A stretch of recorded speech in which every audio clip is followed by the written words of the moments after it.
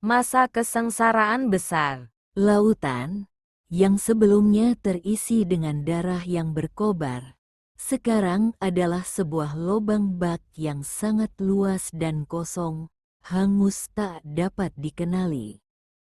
Setelah beberapa saat melihat pemandangan yang penuh kesunyian, kegelapan, dan kehancuran, lautan dan daerah sekitarnya kembali menjadi normal. Aku telah belajar firman Tuhan untuk melihat apa yang dikatakan tentang gejala-gejala ini. Dalam Wahyu 8 ayat 8, aku membaca kata-kata ini, dan ada sesuatu seperti gunung besar yang menyala-nyala oleh api, dilemparkan ke dalam laut. Dan sepertiga dari laut itu menjadi darah. Wahyu 16 ayat 3 menunjuk kepada lautan yang menjadi seperti darah, dan malaikat yang kedua menumpahkan cawannya ke atas laut. Maka airnya menjadi darah, seperti darah orang mati, dan matilah segala yang bernyawa, yang hidup di dalam laut. Tuhan telah menunjukkan kepadaku hal-hal yang persis sama, seperti yang telah digambarkannya di dalam firman-Nya. Aku bertanya dengan rasa ingin tahu, Tuhan, kapan semua ini akan terjadi? Sesudah aku membawa anak-anakku ke kerajaanku, barang siapa telah membaca kitabku, dan percaya nabi-nabiku, harus tahu tentang hal-hal ini mengenai hari kiamat. Semua yang aku tunjukkan padamu di pantai akan segera terjadi. Aku rasa Tuhan akan datang untuk kita segera. Dan sebab itulah banyak sekali kejadian-kejadian luar biasa sedang terjadi di dunia. Berita utama di surat kabar harian mengenai bencana alam serupa dengan penglihatan ini. Gempa bumi, bencana-bencana alam lainnya, keganasan, pelanggaran hukum, wabah penyakit, terorisme, dan banyak gejala-gejala sedang terjadi dengan kekerapan lebih sering dan lebih hebat daripada sebelumnya, seperti yang dinyatakan oleh kitab Injil. Yesus berkata kepada rasul-rasul-Nya, "Kamu akan mendengar deru perang atau kabar-kabar tentang perang. Namun berawas-awaslah, jangan kamu gelisah, sebab semuanya itu harus terjadi, tetapi itu belum kesudahannya. Sebab bangsa akan bangkit melawan bangsa, dan kerajaan melawan kerajaan. Akan ada kelaparan dan gempa bumi di berbagai tempat, akan tetapi semuanya itu barulah permulaan penderitaan menjelang zaman baru. Pada waktu itu, kamu akan diserahkan supaya disiksa, dan kamu akan dibunuh dan akan dibenci semua bangsa oleh karena namaku, dan banyak orang akan murtad, dan mereka akan saling menyerahkan dan saling membenci. Banyak nabi palsu akan muncul dan menyesatkan banyak orang, dan karena makin bertambahnya kedurhakaan, maka kasih kebanyakan orang akan menjadi dingin.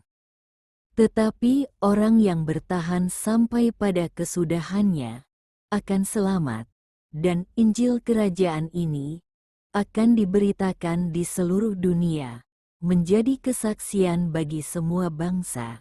Sesudah itu, barulah tiba kesudahannya. Inilah kejadian-kejadian yang telah diperlihatkan Yesus kepadaku. Betapa inginnya aku dapat memberikan kesan kenyataan dan realitasnya kepada semua orang dengan cara yang sama, di mana pemandangan-pemandangan itu telah tercetak dalam pikiranku.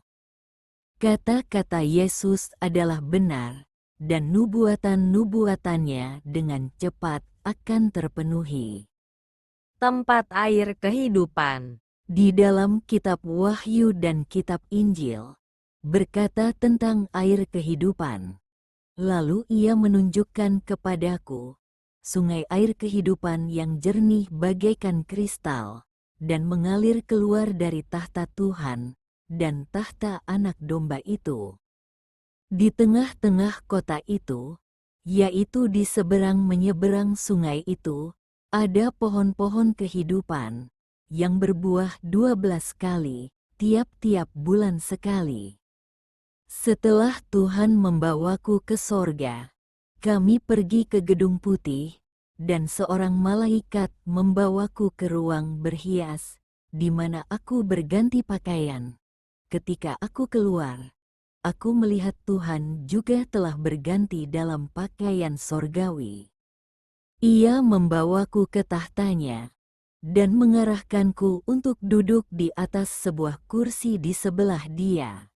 Ini adalah pertama kalinya Tuhan mendudukkanku di sebelahnya.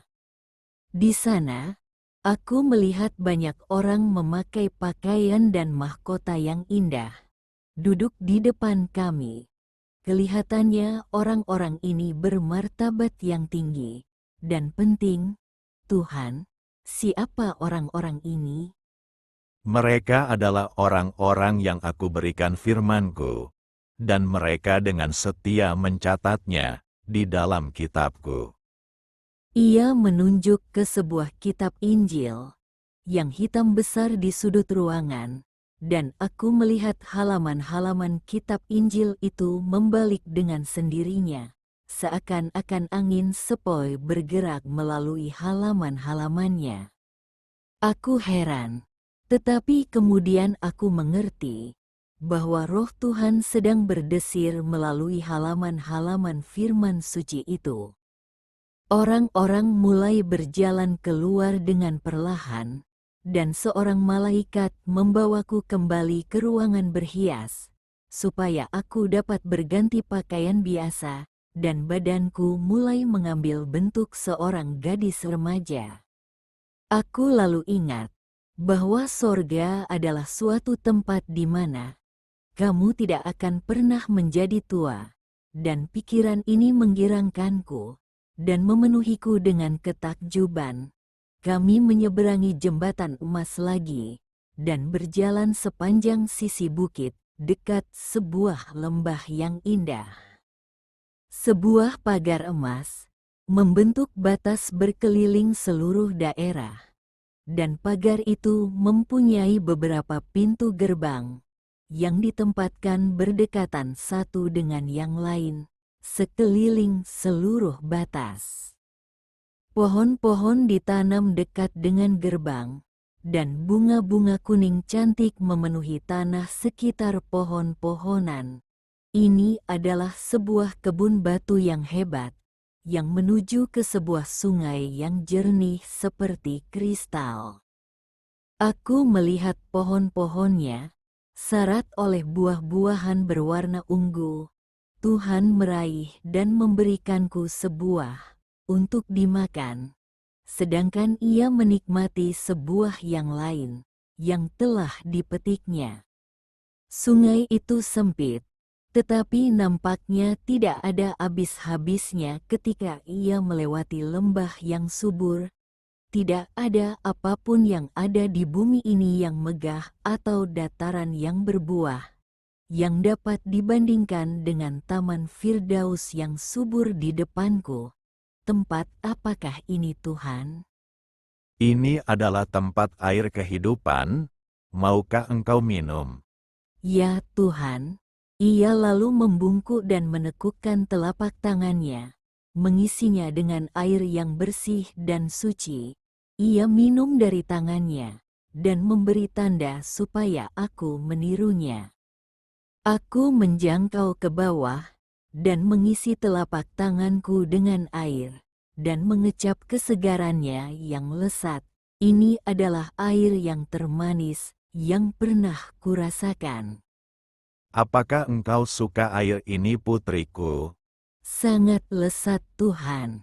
Sekarang aku akan membawamu ke suatu tempat yang sangat istimewa.